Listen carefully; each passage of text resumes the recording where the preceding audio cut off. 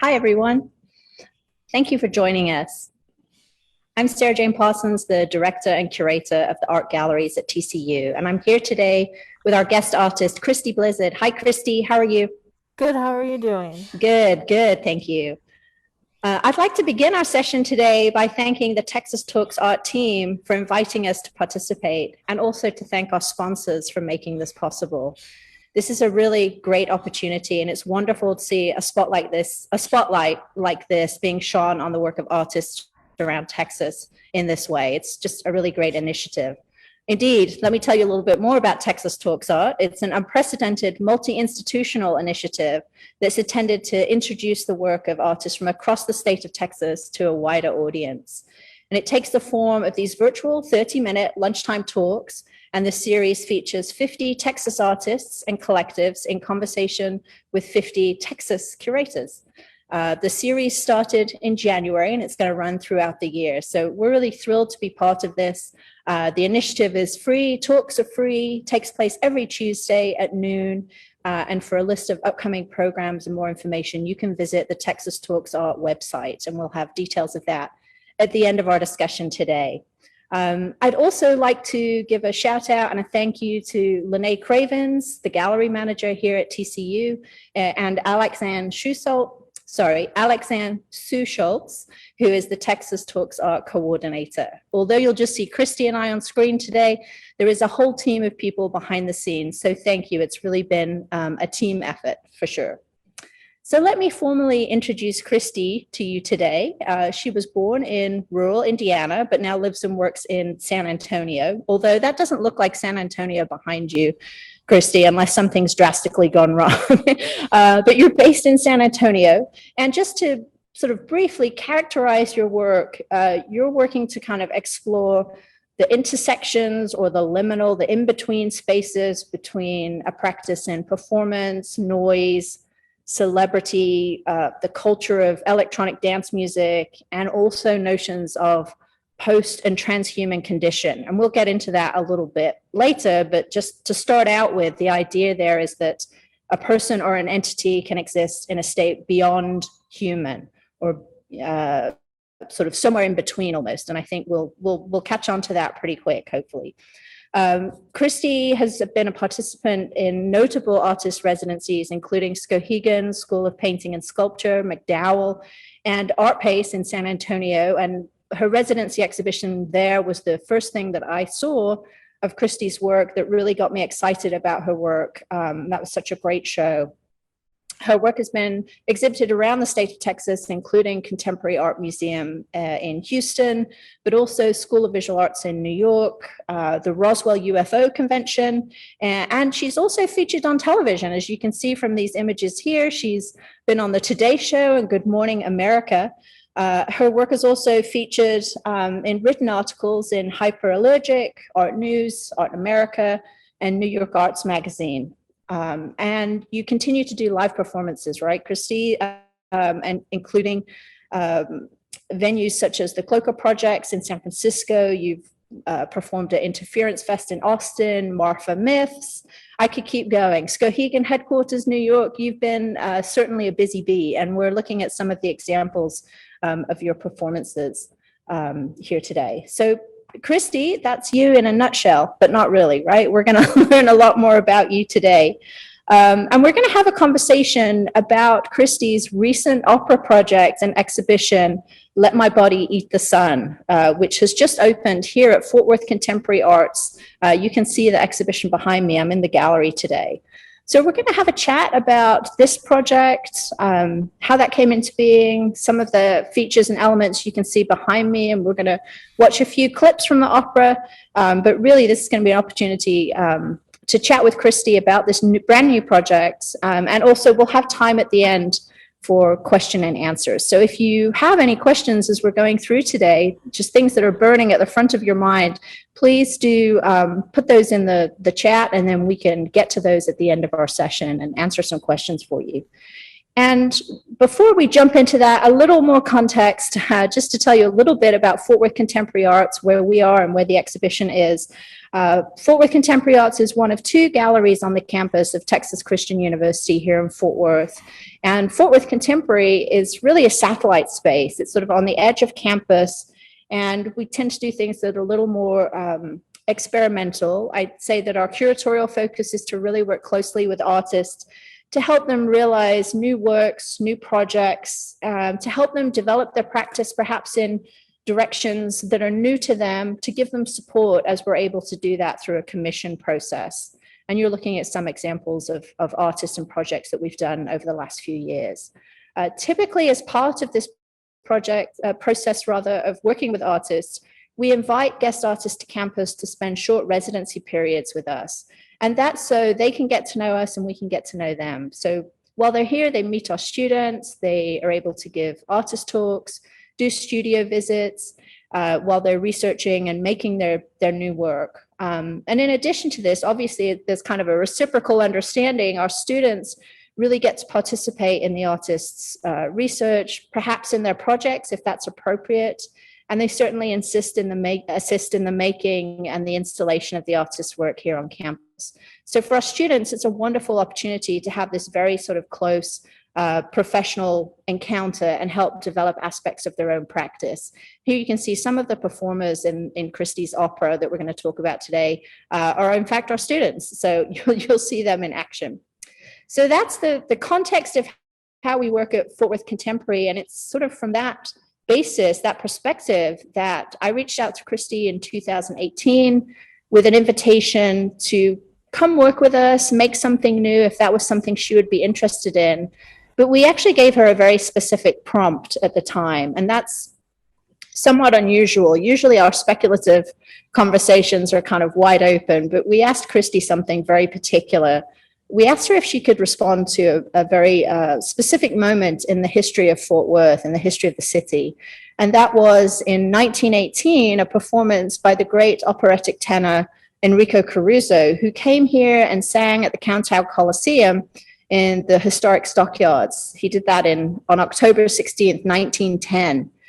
It was one of his last live performances. And what's also interesting was that it drew a crowd of over 8,000 people, which is just phenomenal to think about what Fort Worth looked like in 1910 and that there was an audience of 8,000 people for an opera. So we knew the centenary of this great performance was coming up, and we thought it would be an interesting time to reach out to an artist and invite them to respond to that, to celebrate that, and perhaps make something new that said something about Fort Worth as a contemporary city, in as much as looking back into the past. So that's as much context as I'm going to give you, and I'm going to stop talking and really hand this over to Christie. With my first question for you, Christie, was could you talk about how you sort of initially responded to that prompt, and what was your thinking, and sort of how did your plan start developing after that?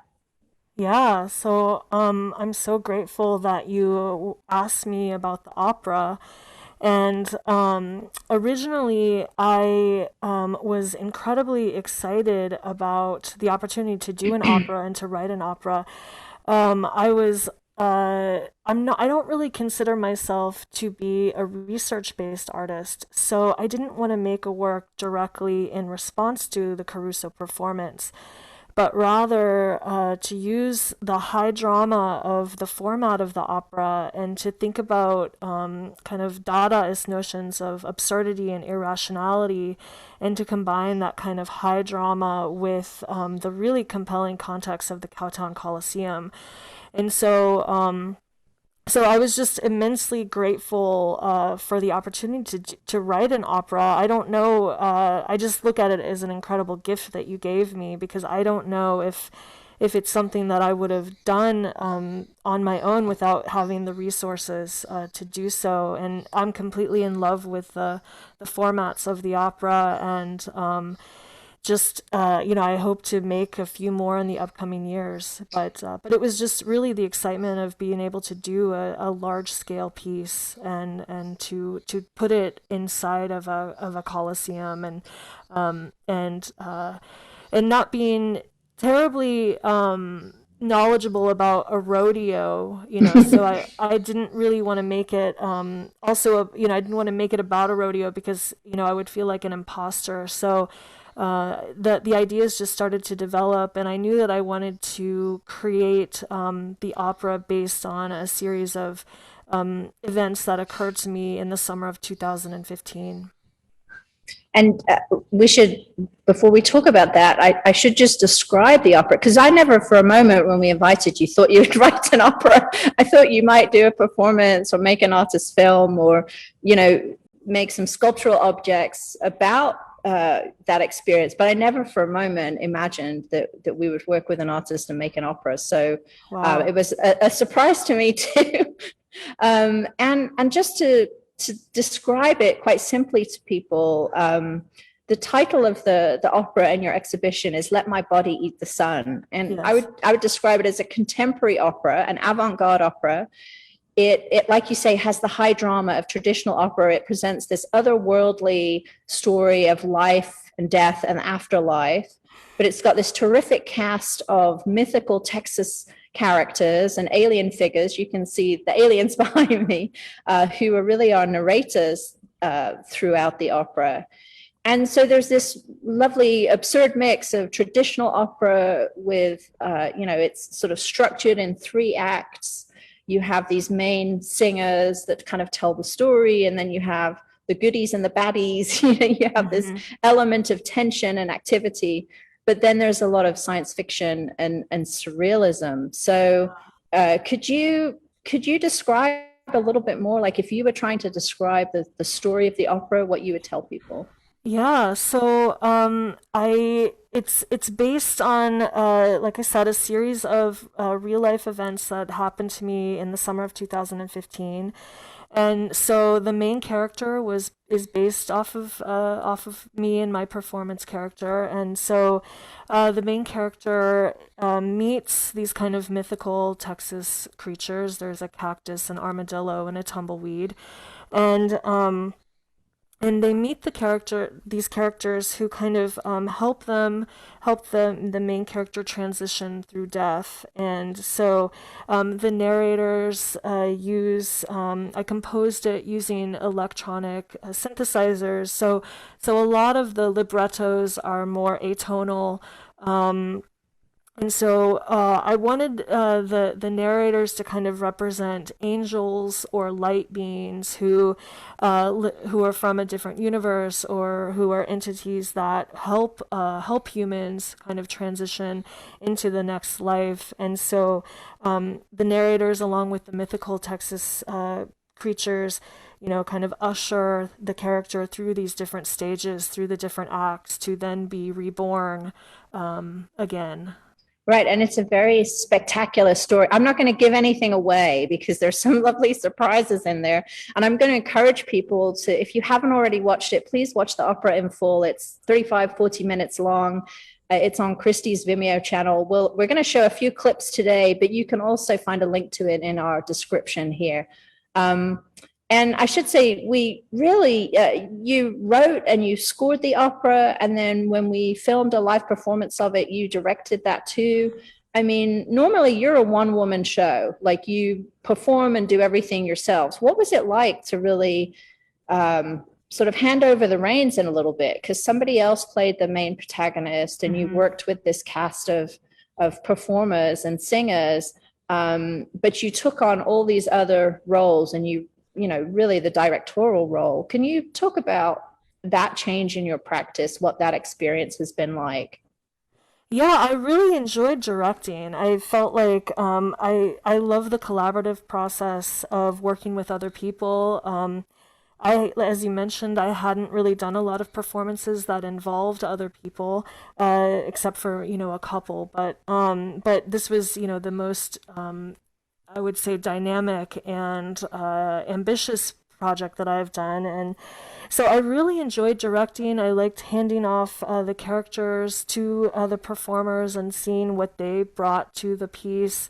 And it was really interesting to see how they interpreted the different roles and how their bodies and how they moved within the costumes. That was something that I was really excited about. And so not that I'm gonna stop performing, but I think moving also into more of a director role, I think gives me um, just a different change in perspective. And, there's so many things to also think about when one makes an opera that, to not also have to perform, but to kind of manage and to also like hand it off and let people invent and create and explore. I think it was really rewarding.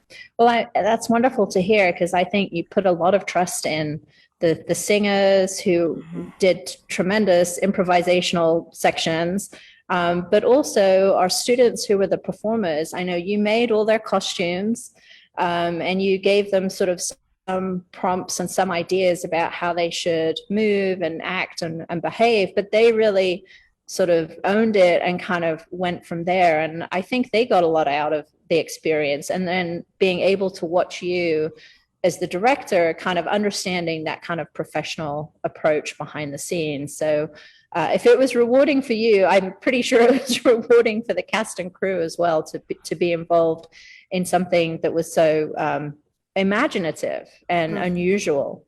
And I wonder, out of the cast of characters, could we talk about the main character for a while, who's known as the unnamed masked protagonist?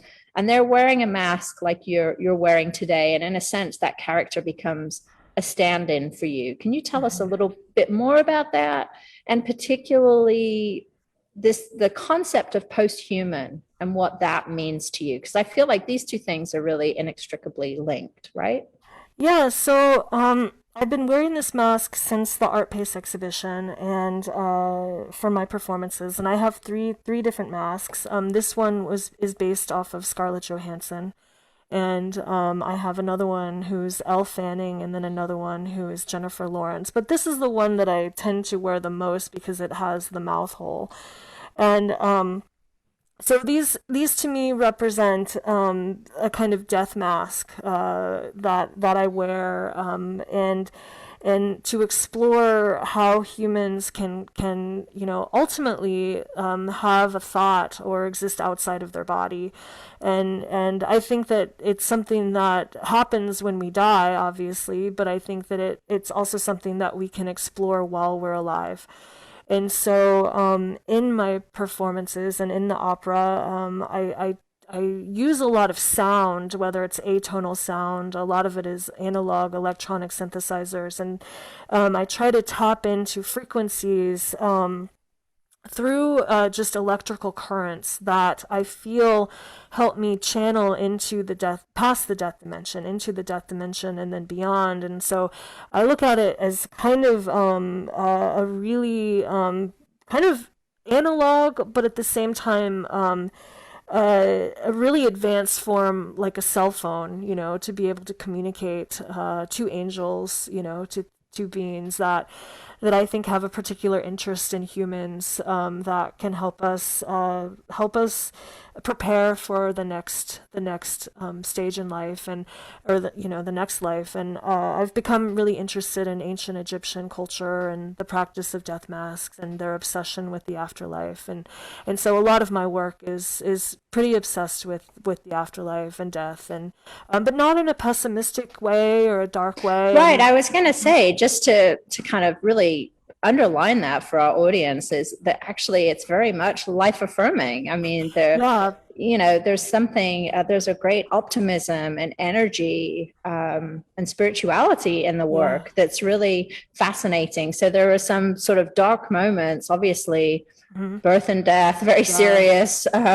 But towards the end of the opera, there's, like I say, I'm not going to give anything away, but there are some really beautiful moments that sort of offer some big questions around our own spirituality and how to connect to that, particularly in a digital age, right? I mean, I think, that's a really important aspect. I want to go back to something you said just a second ago about how you're working with sounds. And I think we do have a little clip from the opera that we can share with our audience. Because the way that you worked with the singers, I thought was really fascinating to watch, is you sort of gave them prompts and asked them to make sounds that were really evocative, that gave some sense to the Texas landscape. So, for example, some of the singers made a roadrunner sound, or they made the sound of doves or cows or things like that. And some are very recognizable and others not. So why don't we watch a little clip of the singers, and people can hear that for themselves, and then we'll talk about that when we come back.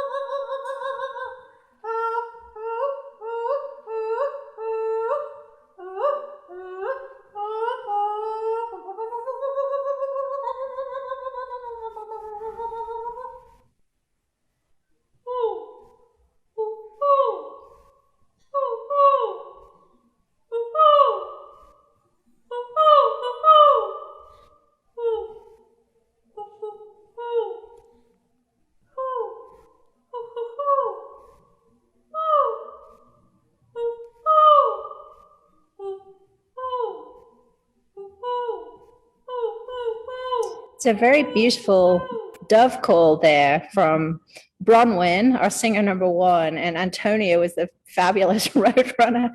Just they're quite comical as well, and seem like a really great match to the costumed performers, the cactus, the armadillo, and the tumbleweed.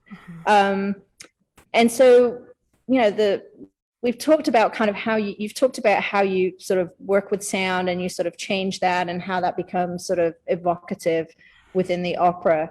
And could you talk about the performers, the costuming? We saw an example there of some of the costumes that you made.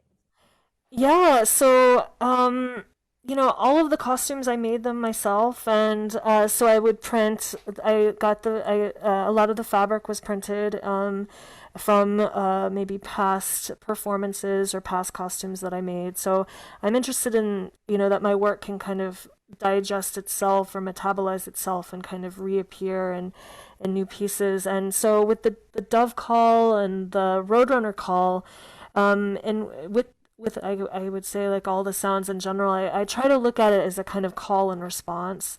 You know, like they're calling out to something that whether it's the viewer, or, you know, like a kind of posthuman or transhuman dimension, like that there's a kind of call and response there.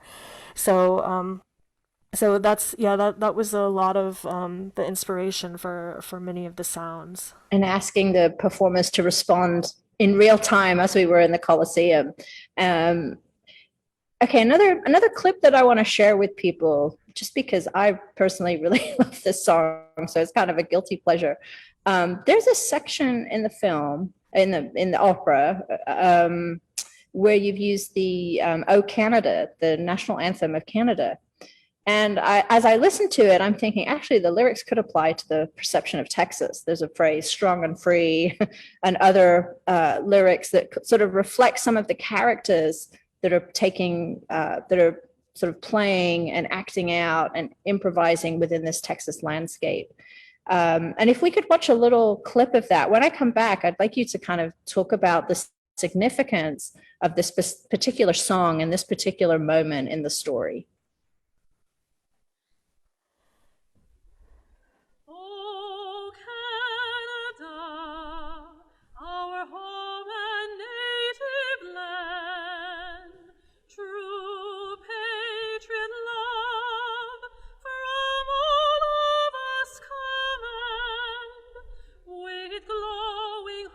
We see thee rise, the true Lord, strong and free. From far and wide, O Canada, we stand on guard for thee. I could listen to that all day. There's probably some, you know, British colonial chip in the back of my brain that wants to hear that, but deep in the heart of Texas at the same time. Okay, oh Canada, like tell us about that.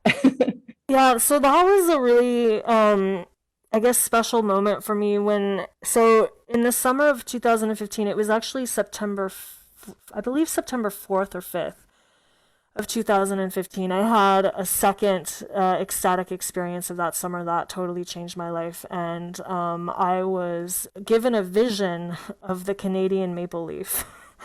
And it was really from nowhere, and there it was, the Canadian maple leaf, and I took it to symbolize a friendly neighbor, a slightly more evolved, or maybe a lot more evolved friendly neighbor, and it was like a kind of peace offering, and something that I was familiar with, and so that was really, that it came in a vision, and so that I knew that I had to use it. And Well, it's I hope when people watch the film of the opera, that's a very particular moment, and so now to understand that there's an intervention almost that's something that's very particular to your own experience in this world, and an understanding of the posthuman concept.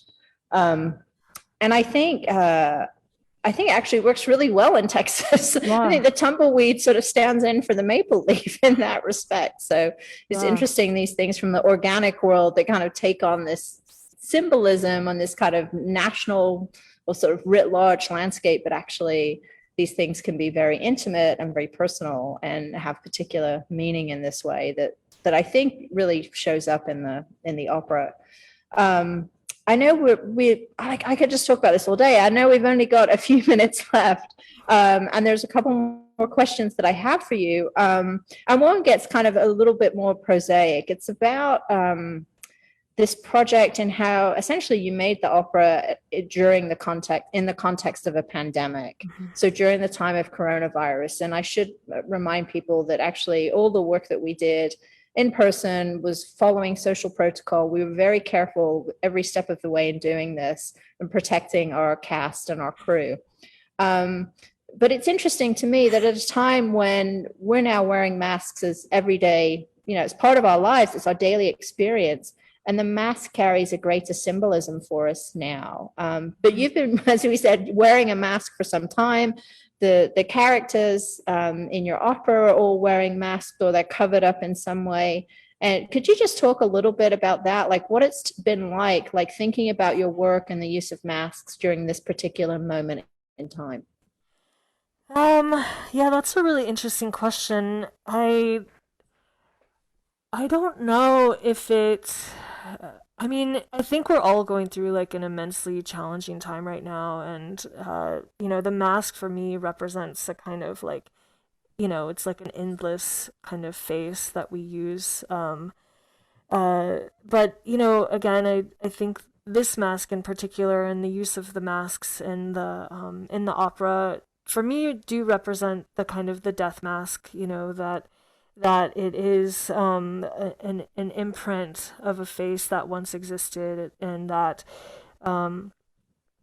it is in a sense also kind of timeless. It's frozen in time, and but yeah, it's really just that hopefully the opera can shed light to us as people and as humans, that I do believe that there is something positive for us after we die, and that most importantly that we receive help from different entities. Right. There's a sense that it's not a lonely process. And we receive all the help that we need, and so I think the mask is kind of a relic of what it means to be human, as we're kind of destroying the planet, and our lives are also incredibly temporary, that it becomes a relic of this particular civilization. Thanks, Christie. I'm sorry, we're really quickly running out of time, and I just have two final questions for you that came through our chat. One is, what are your future projects? What's on the horizon? And the other question is there another artist in Texas that you greatly admire and somebody that should be on our radar to watch out for? Two very different questions, but we're going to get them in there quick. So yeah, I am working on, I've started working on the second opera, and Bronwyn is gonna help me with that also, and so I'm Fantastic. I'm gonna get two singers, and it's gonna be filmed outdoors, and it focuses more around the sounds that plants make. And so this main character again will appear there, but the other characters will be different, and so that I'm really excited about that, and I've also started to think about the opera after that. So I have. Oh gosh, you've planned out the next 5 years. I basically planned out the next 5 years, and as far as Texas artist goes, this person unfortunately isn't alive anymore. But I would have to say Daniel Johnston is he's to me he's one of the greatest artists who's ever lived, and I saw his documentary in 2006, The Devil and Daniel Johnston. Amazing. And I'm like, he's a real artist. There's no strategy there. There's no careerism there. Just making. It's real. Yeah. He's a visionary, and so I realized that I need to find that within me. Well, I think you're well on the way, Christie, from what I've seen, what I understand that's coming, and from having the privilege, the real pleasure of working with you. That I know this has been a labor of love over 2 years. We've chopped and changed in terms of when the show was going to be presented. We were still able to work through the pandemic and do it. And I'm really excited that it's here in the gallery. We're going to be able to spend time with our students in here, watching the opera and looking at your work. And I know they're going to have some more questions for you at some point that I'll be forwarding to you. But I realize we're totally out of time. So these things, we need 3 hours, not 30 minutes. But thank you so much, Christie. And I'd like to just wrap it up here by thanking Christie so much for the opportunity to do this project, but also for taking time to speak with us today. I'd like to thank the cast and crew of Let My Body Eat the Sun. You were great to work with, amazing team. And just to remind people that the art galleries at TCU are still only accessible to our on-campus audience. So only students, faculty, and staff are able to visit at the moment. However, we have lots of great digital materials available to you, so you can engage with Christie's work. You can watch the opera, you can take a 3D tour of the exhibition. There's a playbill of the opera. So you just go to the link in the description here. We have a link tree with all those materials for you that you can find. And so finally, a very big thank you to our Texas Talks Art colleagues. Thank you for this opportunity and for your support. And thank you also to the sponsors of the Texas Talks Art series. And just a reminder, tune in for more talks. They're every Tuesday at noon. Upcoming talks next week, Sterling Allen talking with Patrick Kelly. That'll be a great one. I know Sterling's a great artist, and Patrick will make a great conversation with him, and then following up through the end of the month. So stay tuned, lots more great talks coming up throughout the year. Thank you for joining in and being with us today. We appreciate your time doing that, and here are some materials where you can learn more about Christie's work. Thank you, Christie. Thank you, Texas Talks Art. Goodbye, everyone.